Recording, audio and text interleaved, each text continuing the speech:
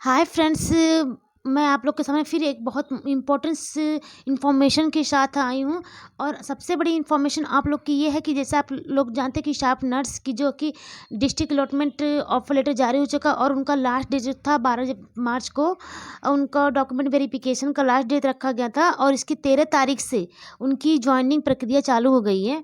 तो उनको आख्या पत्र के साथ, नियुक्ति पत्र के साथ उनको जिस भी ज़िले में जिस भी प्रोग्राम में उनका हुआ है उनकी नियुक्ति वितरण की जाएगी, चालू हो जाएगी 13 तारीख से। और सबसे बड़ी बात रही कि यहाँ पे 60% से ज़्यादा सीटें रह गई खाली। तो 60% बच्चों ने छोड़ दिया। इसका रीज़न क्या था कि जो उनकी घर से 300-300 किलोमीटर दूर अलग डिस्ट्रिक्ट में भेज दिया था और इतने दूर रह के जितनी सैलरी नहीं थी उससे ज़्यादा उनको दूर भेज दिया गया था। तो उसमें उन्होंने अपने जो प्रोग्राम थे उसको उन्होंने छोड़ दिया, उन पे ज्वाइनिंग नहीं ली, ना डॉक्यूमेंट वेरिफिकेशन कराया, क्योंकि बहुत दूर होने की वजह से वो लोग में आने जाने में रहने की भी प्रॉब्लम आ रही थी। इसकी वजह से जो भाई भाई बहनों ने उनको छोड़ दिया और जो परमानेंट वैकेंसी आई तो उन्होंने इसको चाहा कि इस पर हम ज़्यादा फोकस करेंगे और इसमें हम निकाल लेंगे। तो इसकी बहुत सारे रीज़न थे जिसकी वजह से सीटें 60% से खाली ही रह गई हैं, 60% तक सीटें खाली रह गई हैं।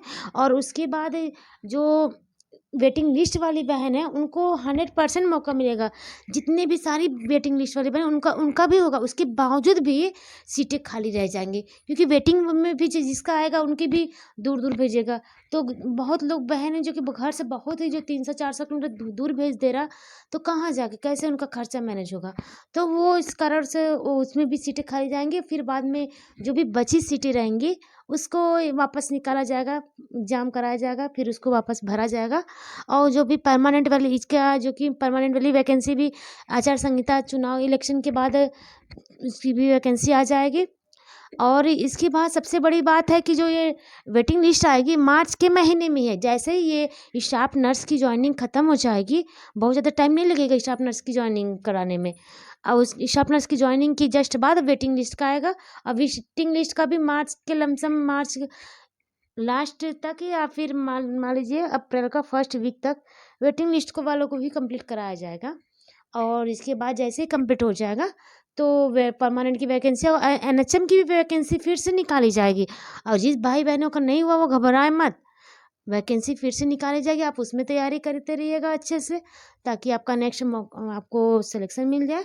और जो भी इंफॉर्मेशन अथेंटिक न्यूज रहेगी मैं आप लोग के सामने प्रस्तुत करूँगी। Take care, bye bye.